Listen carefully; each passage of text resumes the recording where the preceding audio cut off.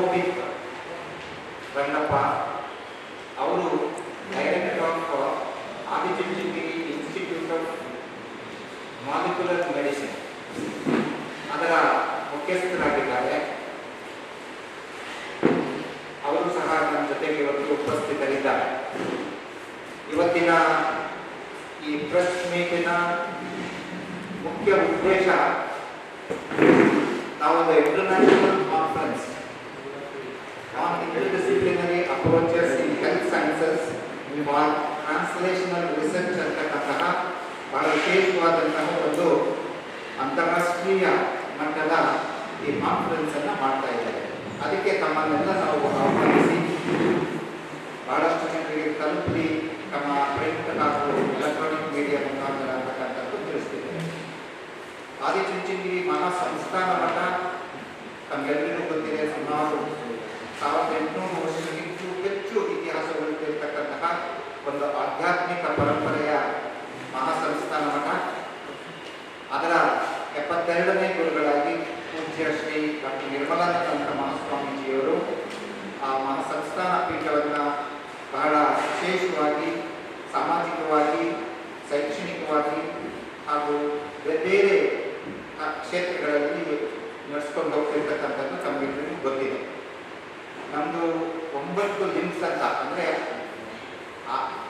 ಅನ್ನ, ಅಕ್ಷರ, ಆರೋಗ್ಯ, ಆಧ್ಯಾತ್ಮಿಕ, ಹಾಗೆ ಅರಣ್ಯ, ಆಕಳು, ಅನುಕಂಪ, ಹೀಗೆ ಒಟ್ಟು 9 ಆಯಾಮಗಳಲ್ಲಿ ಮಹಾಸಂಸ್ಥಾನ ಮಠ ಕಾರ್ಯ ಮಾಡಿಕೊಂಡು ಸಾಮಾನ್ಯ ಜನರಿಗೂ ವಿದ್ಯೆ ಸಿಗಬೇಕು, ಸಾಮಾನ್ಯ ಜನರಿಗೂ ಆರೋಗ್ಯದ ಹೆಲ್ತ್ ಇದಕ್ಕೆ ಅವಕಾಶ ಆಗಬೇಕು ಅಂತಕ್ಕಂಥದ್ದು, ಹಾಗೆ ಎನ್ವೈರನ್ಮೆಂಟ್ ಇರ್ಬೋದು, ಹಸಿದವರಿಗೆ ಅನ್ನ ಕೊಡ್ತಕ್ಕಂಥದ್ದು ಇರ್ಬೋದು. ಇದು ಮಹಾಸಂಸ್ಥಾನ ಮಠದ ಒಂದು ಮೂಲ ಧ್ಯೇಯೋದ್ದೇಶ ಇಟ್ಕೊಂಡು ಆಧ್ಯಾತ್ಮಿಕದ ಬಗ್ಗೆಯನ್ನು ವಿಶೇಷವಾಗಿ ಮಾಡ್ಕೊಂಡು ಬಂದಿರ್ತಕ್ಕಂಥದ್ದು ಒಂದು.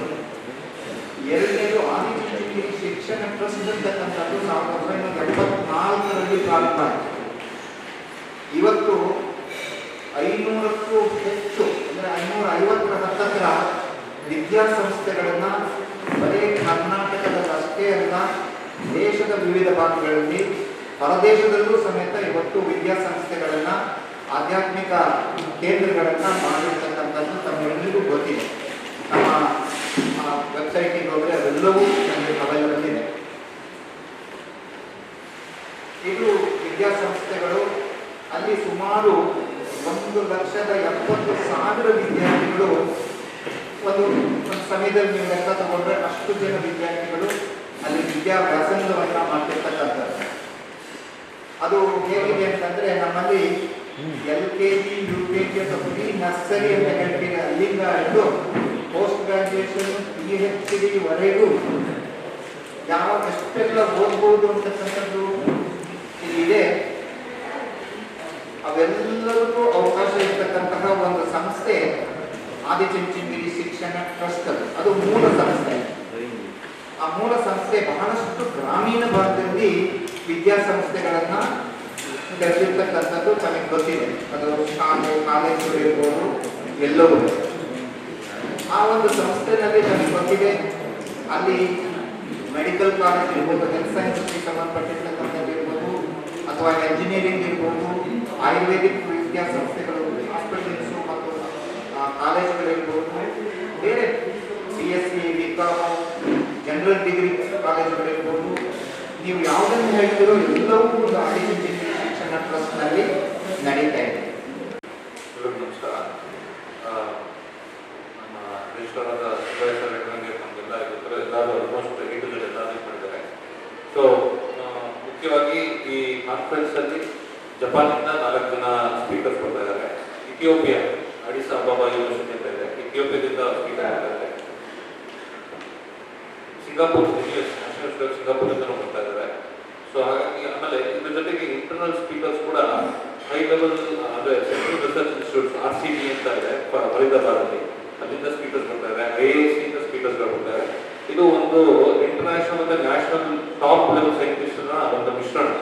ಸೊ ಹಾಗಾಗಿ ಅವ್ರದ್ದು ನಮ್ಮದು ಕೊಲಾಬರೇಟಿವ್ ರಿಸರ್ಚ್ ಯಾವ ಥರ ಮುಂದೆ ನಡೆಸ್ಕೊಂಡು ಹೋಗ್ಬೇಕು, ಮತ್ತು ಎಕ್ಸ್ಚೇಂಜ್ ಆಫ್ ಐಡಿಯಾಸ್, ಆ ಥರ ಆಗಿರೋದ್ರಿಂದ ಭಾಳ ಒಂದು ಒಳ್ಳೆ ಪ್ಲಾಟ್ಫಾರ್ಮ್. ಮತ್ತು ಯಂಗ್ಸ್ಟರ್ ಸೈನ್ಸ್ಗೆ ಮಾನ್ಯತೆ ಕೊಡುವಂಥ ಎಲ್ಲ ಸ್ಟೂಡೆಂಟ್ಸ್ ಆಗಿರ್ಬೋದು, ರಿಸರ್ಚ್ ಸ್ಕಾಲರ್ಗಳಾಗಿರ್ಬೋದು, ಫ್ಯಾಕಲ್ಟೀಸ್ ಆಗಿರ್ಬೋದು, ಇವರಿಗೆಲ್ಲ ಒಂದು ಒಳ್ಳೆ ಪ್ಲಾಟ್ಫಾರ್ಮ್ ಆಗಿರುತ್ತೆ. ಎಲ್ಲರಿಗೂ ಅವರದ್ದೇ ಆದಂಥ ಏನಾದರೂ ರಿಸರ್ಚ್ ಐಡಿಯಾಸ್ಗಳಿದ್ರೆ ಅಲ್ಲಿ ಬಂದು ಡಿಸ್ಕಷನ್ ಮಾಡಿ ಮುಂದಕ್ಕೆ ಏನಾದರೂ ಎಕ್ಸ್ಪ್ಲೋರ್ ಮಾಡೋಂಥ ಎಲ್ಲ ಒಂದು ಪ್ಲಾಟ್ಫಾರ್ಮ್ನ ಮಾಡ್ಕೊಡ್ತಾ ಇದ್ದೀವಿ.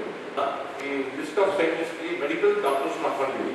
ಇಂಟರ್ ಡಿಸಿಪ್ಲಿನರಿ US ಅಲ್ಲಿ ಮೇಜರ್ ಆಗಿ ಮೆಡಿಕಲ್ ಡಾಕ್ಟರ್ಸ್ ಕೂಡ 1 ವರ್ಷ ರಿಸರ್ಚ್ ಮಾಡ್ತಾರೆ. ಬಟ್ ನಮ್ಮಲ್ಲಿ ಮೆಡಿಕಲ್ MBBS ಮಾಡ್ಬೇಕಾದ್ರೆ ಇವುಗಳು ರಿಸರ್ಚ್ ಮಾಡಲ್ಲ. So inter disciplinary medical doctors ಕೂಡ ರಿಸರ್ಚ್ ಜೊತೆ ಕೊಲಾಬ್ರೇಷನ್ ಆಗಿ ವರ್ಕ್ ಮಾಡಿದಾಗ ನಿಮ್ಗೆ ಇನ್ನೂ ಹೆಚ್ಚಿನ ಮಾಹಿತಿ ರಿಸರ್ಚ್ ಮಾಡಕ್ಕೆ ಸಿಗ್ತದೆ. ಇದು ಇಂಟರ್ ಡಿಸಿಪ್ಲಿನರಿ ಅಂತ ನಾವು ಹೇಳ್ತೀವಿ. ಸೊ ಈ ತರ ಮಾಡಿದಾಗ ಹೆಚ್ಚಿಗೆ ನಾಲೆಜು ಸಿಗುತ್ತೆ. ಆಮೇಲೆ ನಮಗೆ ರಿಸರ್ಚರ್ಸ್ಗಳಿಗೆ ಒಬ್ಬರು ಡಾಕ್ಟರು ಲೈವ್ ಆಗಿ ಪೇಷಂಟ್ಸ್ ಕೊಡ್ತಾರೆ, ಏನೇನಾಗಿರ್ಬೋದು ಅಂತ. ಇನ್ನೊಬ್ಬ ರಿಸರ್ಚ್ ಜೊತೆ ಕೋಆರ್ಡಿನೇಷನ್ ಮಾಡ್ಕೊಡ್ತಾರೆ. ಸೊ ಅದು ಇನ್ನೂ ಹೆಚ್ಚಿಗೆ ಯಾವ ತರ ನಾವು ಸಂಶೋಧನೆ ಮಾಡ್ಬೋದು. ಹೆಚ್ಚಿಗೆ ನಮ್ದು ಮೇಜರ್ ಆಗಿ ಕ್ಯಾನ್ಸರ್ ಕಾಲೇಜಿ ಮೇಲೆ ನಮ್ದು ಓರಿಯೆಂಟೇಷನ್ ಇರೋದ್ರಿಂದ ಸೊ ಅವರು ಏನು ಪೇಷಂಟ್ಸ್ ನೋಡ್ತಾರೆ ಮತ್ತೆ ರಿಸರ್ಚರ್ಸ್ ಏನು ಲ್ಯಾಬೊರೇಟರಿ ನೋಡ್ತಾರೆ ಅಂತ ಇಬ್ರು ಇಂಟರ್ ಡಿಸಿಪ್ಲಿನರಿ ಐಡಿಯಾಸ್ಗಳನ್ನ ಇದ್ದಾಗ ಅವ್ರಿಗೆ ಇನ್ನೂ ಒಳ್ಳೆ ರೀತಿಯಾದಂತಹ ಮೆಡಿಸಿನ್ ಮಾಡುವಷ್ಟು ನಾಲೆಜ್ ಸಿಗ್ತದೆ. ಅದಕ್ಕೋಸ್ಕರ